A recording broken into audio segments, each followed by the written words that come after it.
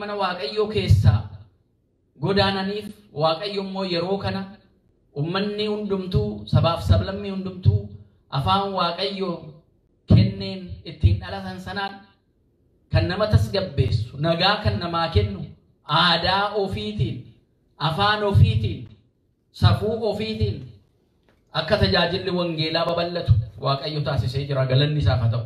Yeroon kun yeroo addaati. Yeroo kanaaf waaqayyoon galateeffachuu nu barbaachisa. Yaa waaqayyo galata kee jechuun nu barbaachisa. Yeroo kana adda godhee nu taasiseetu aadaa keenya eenyuyyuu nu arrabsu, afaan keenyaan eenyuyyuu nu tuffatu, wal barsiisnee mootummaa waaqayyoo ittiin woof qopheessina, hafuuratti galfanna dadhabina keenyarraa jechuudha. Yeroo kana galateeffachuu dhabaannaan yoomuun galateeffannu jechuudha. Yeroo kana irratti immoo hojjechuu kan qabnu nuyi hunda keenya.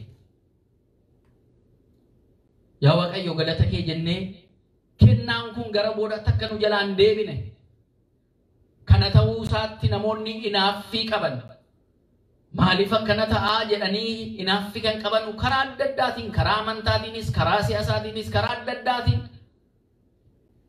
jeequmsa adda addaas kaasuu danda'u. Nama nutti kakaasuus hin danda'u.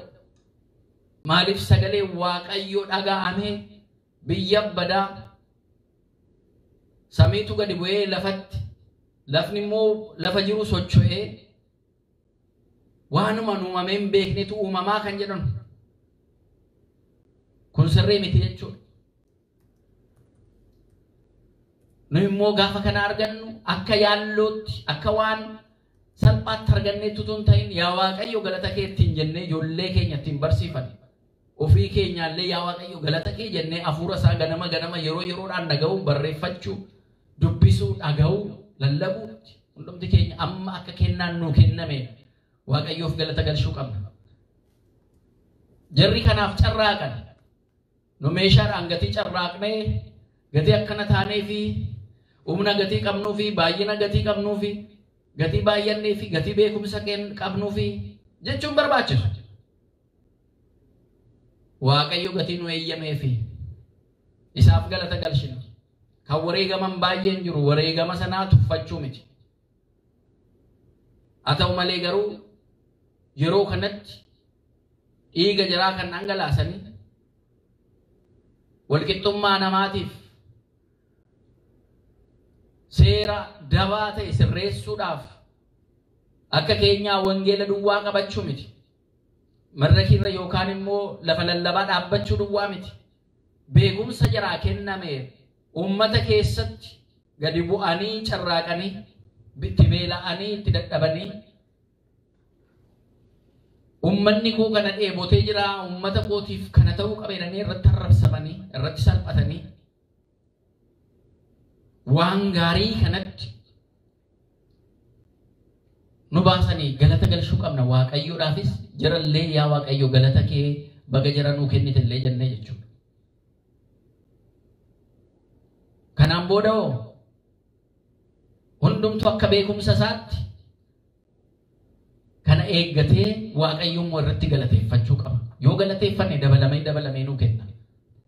Yoo irruu ilaalle kana ta'uu tafee yoo jenne irruu duwwaa laalle isa nu kennameef galateeffachuu dhiisne gammachuun nu keessa jirullee nu jalaa bada. Yeroo baay'ee boo'uu duwwaa ta'a. In galateeffannas in hojjennas jechuudha.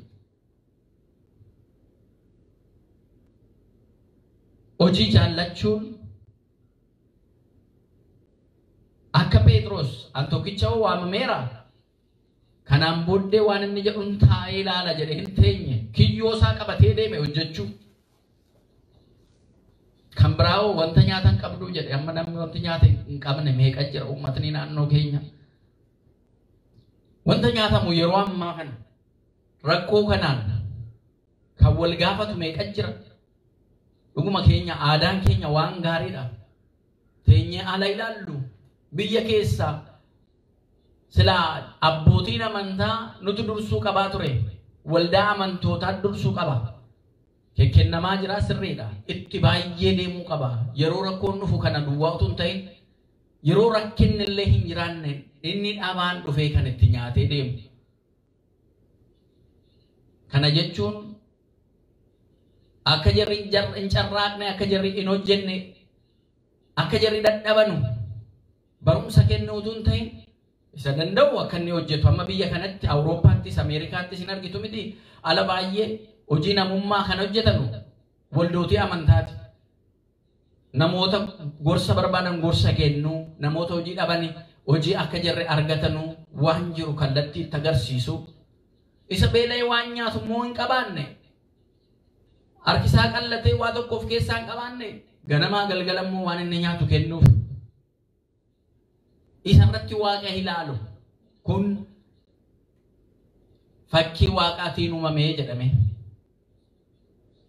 Jarri biyya keenyaas amma tattaaffii jarri taasisanu dhuguma rabbiitiif waan namatti tolu hin qabanu, hundumtuu hin beeknaa miti. Isuma qaban irraa garuu waan nyaatamu jara hin qabneef immoo yaadachuun, wal gargaaruun, yeroo rakkoo kana wal cina dhaabbachuun barbaachisaadha. Wal bira dhaabbachuun barbaachisaadha.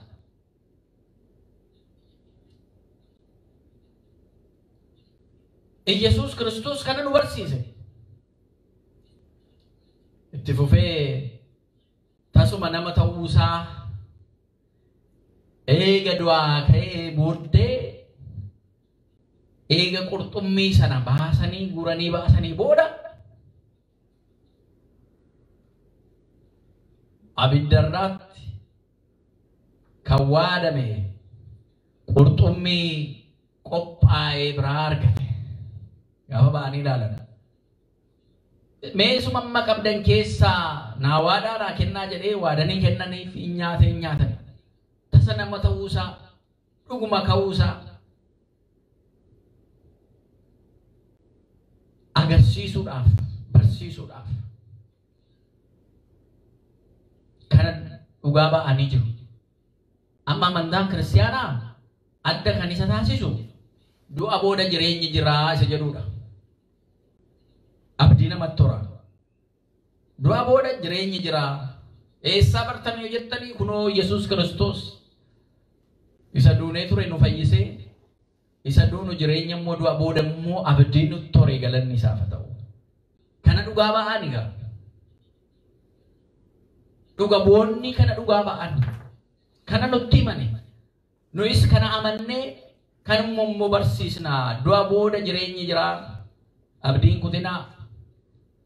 Jireenyi keessan lafarraa kun yoo guutes yoo guuchuu dhabaates, yoo akka yaaddanitti deemtanis, yoo akka yaaddan ta'uu dhabaates illee Waaqayyo kaayyoo qabaa. Ganama bariin hin dhufa, bariin Waaqayyoo hin dhufa. Ala bariin Waaqayyoo dhufu sun inni dhamaa irratti ooltan sun hundumtuu hin jijjiirama. Irruun keessan hundumtuu hin guutama. Galanni isaaf haa ta'u. Wal fuutanii ijoollee kan hin qabaanne.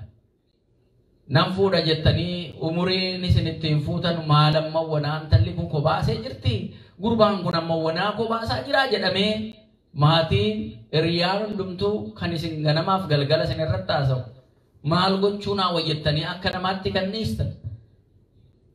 Jarri fuutanii immoo ijoollee qabdan, ijoollee keessan tokko asiin isinitti toca, tokko achiin isinitti toca, seerra asiin isin qaba. Seerri ijoollee asiif achiin hidhamee jira kan jettan jiraattu. Waaqayyo hundumaa sirreessuun beeka. Yaa Waaqayyo waan hundumaa situ beeka jedhaati Waaqayyootti kenna. Yogguu Waaqayyootti of kennitanu waan hundumaa isinii sirreessee anuma bukkee ture wanti kun jettu.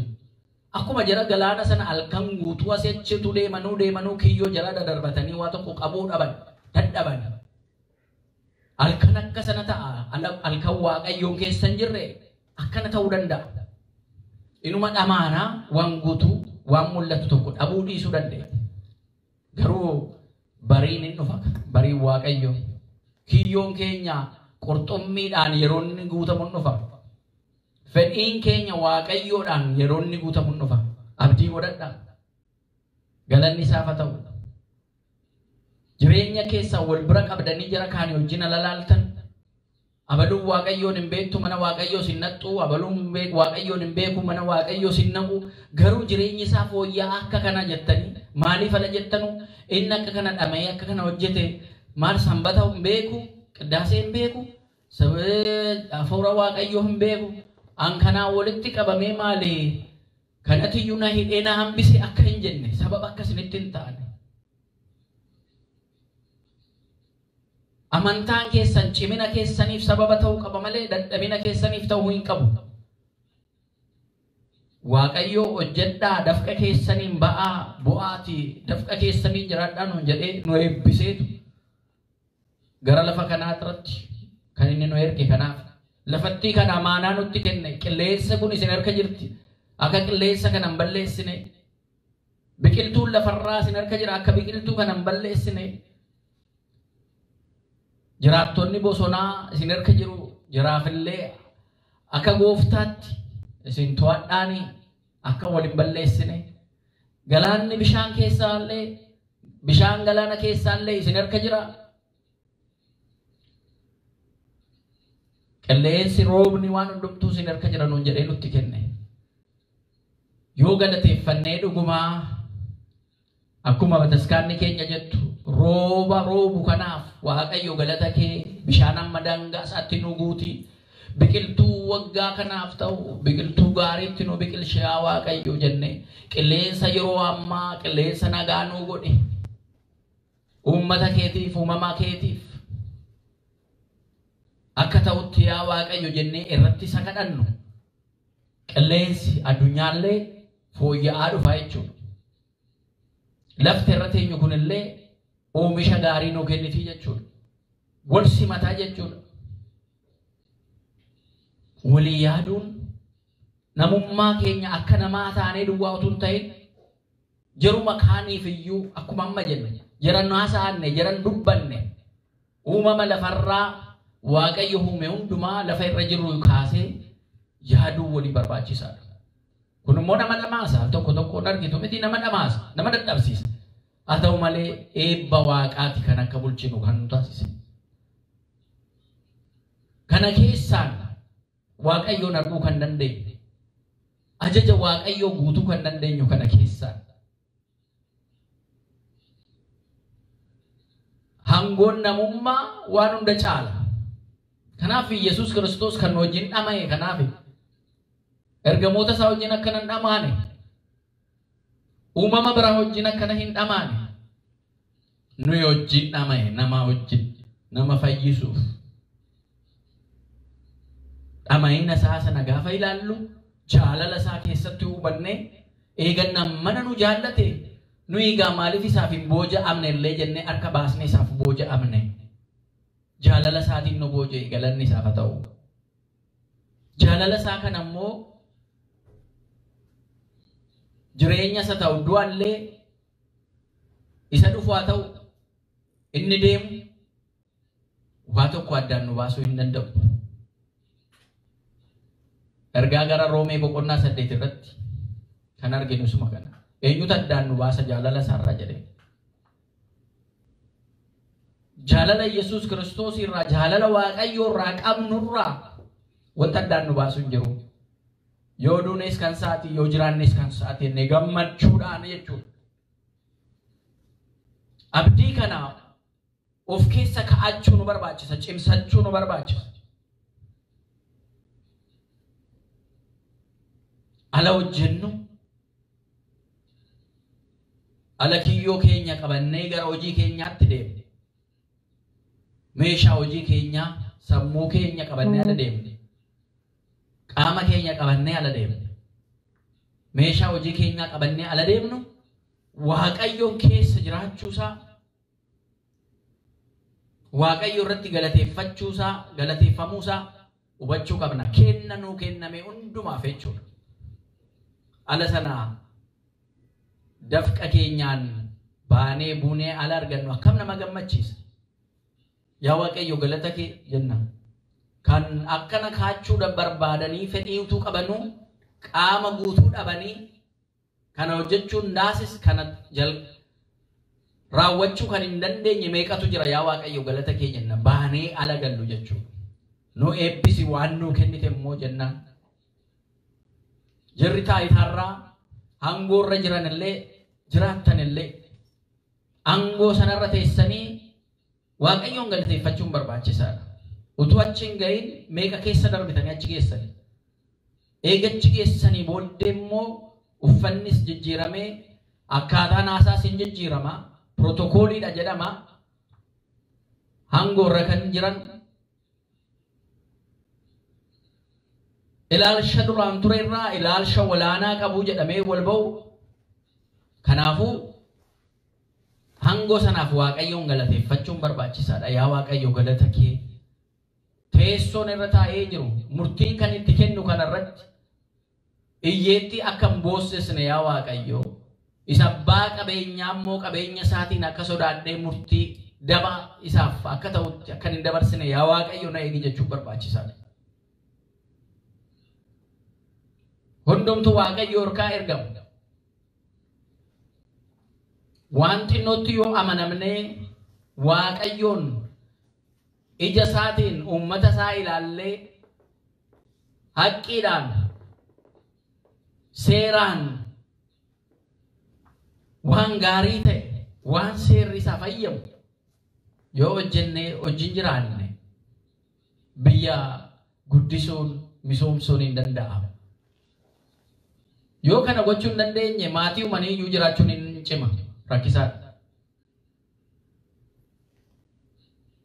Kanaaf Waaqayyoon keessa keenyatti baruu beekachuu waan nyaatamu namoonni baay'een hin qabnu ta'a. Waan Waaqayyoon gammachiisnu waan itti dhiyeessinu waan nyaatamu qabdu jedhee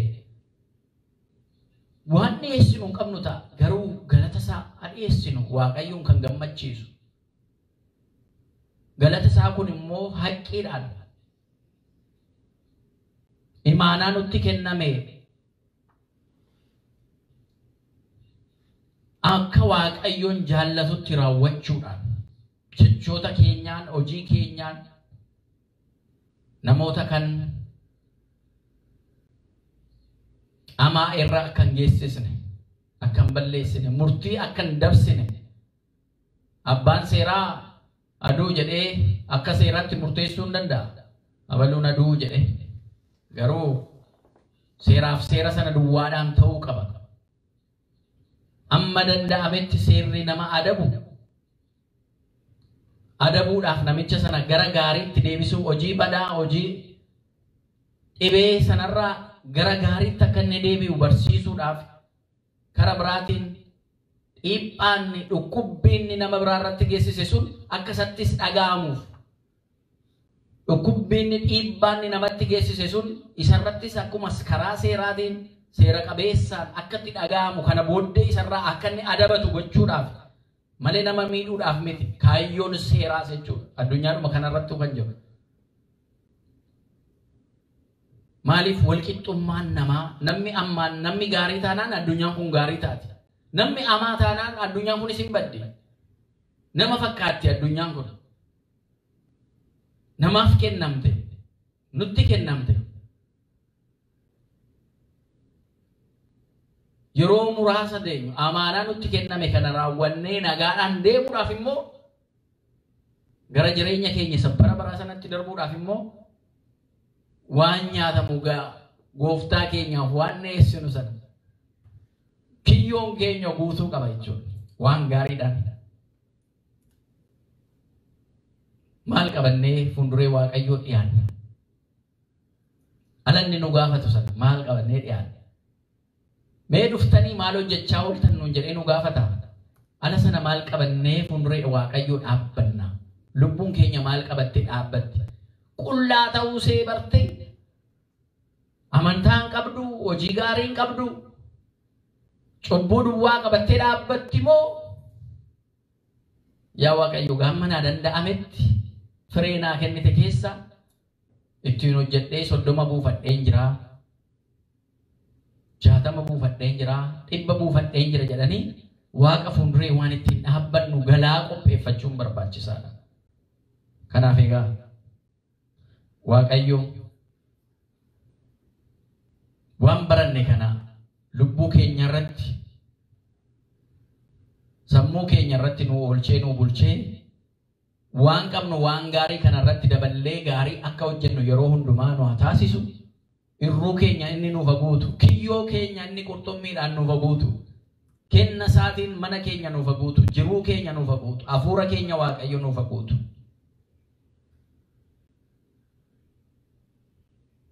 Ala Waaqayyoon dhufu isa halkan guutuu dhamaan waan hundumaa inni nu sirreessa. Inni nu wajjin jiraatee nuuf sirreessu.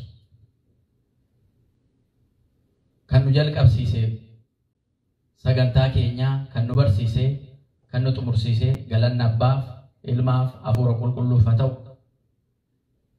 Waan nyaatamuu qabdu Wangeelaa Yohannis boqonnaa 21 lakkoofsa 1 amma 15 ulfaadhaa. Ora